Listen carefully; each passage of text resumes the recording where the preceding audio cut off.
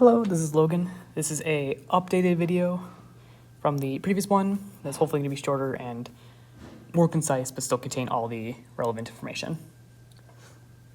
So essentially in this video, we're going to be applying the scientific model of circular motion to solve a real physics problem. I'll also be showing the free body diagram, the key equations, and a check of correctness as required per the rubric. So in the problem, the problem states, a 0.35 kilogram ball rolls through the very top of a vertical loop with a radius of 0.75 meters. Is the ball moving well above the critical speed, and what would the free body diagram look like at the top of the loop? So we know at this point that we have a mass of 0.35 kilograms, a radius of 0.75 meters, and we know the position is at the top of a loop.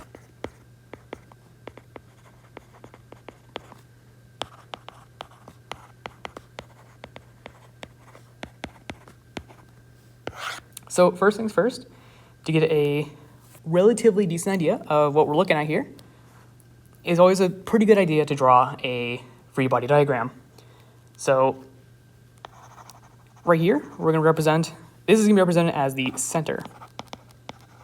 From here, we know that the ball is here, so this will represent the connection point between the center of the loop and the ball.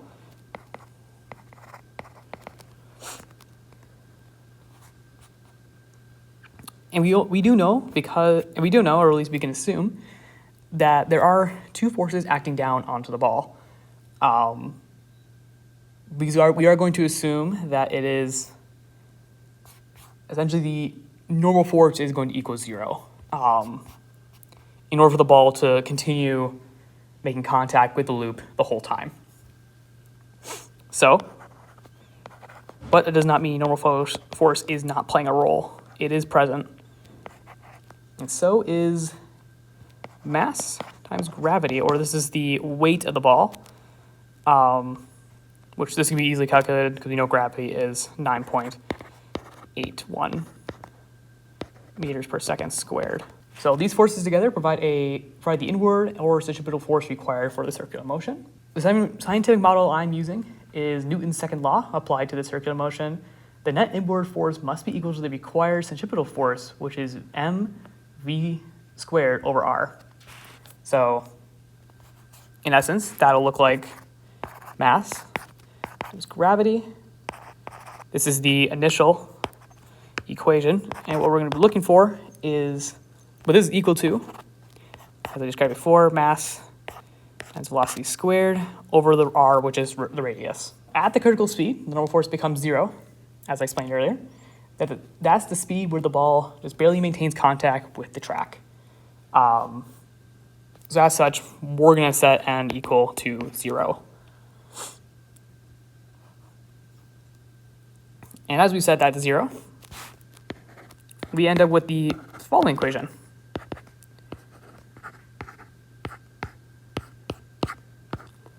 One thing you might notice immediately is mass cancels.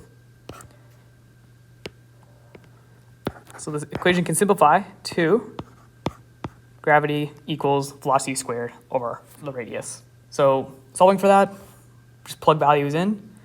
I am going to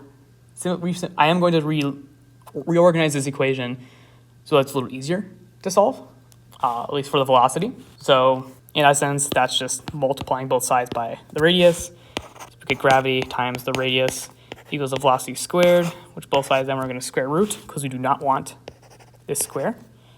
So we end up with gravity times the radius squared, and that'll equal the critical velocity. From here, you just plug and chug. 9.81 times the radius, which we know to be 0.75.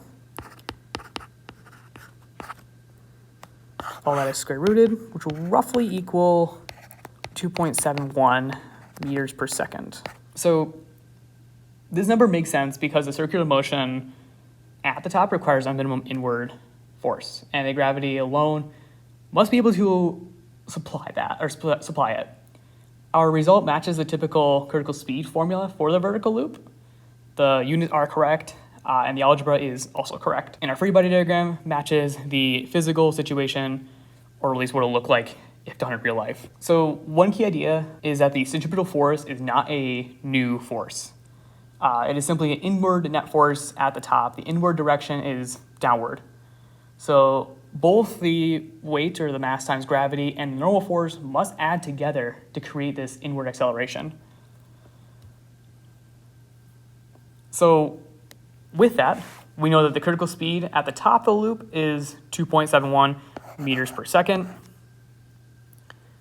If the actual speed is greater than this, the ball stays in contact with the track. We are assuming that the track does not bend, flex, or deform in any matter. The track stays completely rigid and in the exact form throughout the entire time. It is at this value, it is barely making contact. It's barely at the critical velocity. If it's below the critical velocity, it'll lose contact. It'll lose contact and it will fall, no longer making contact with the loop. So anyways, thanks for watching and take care.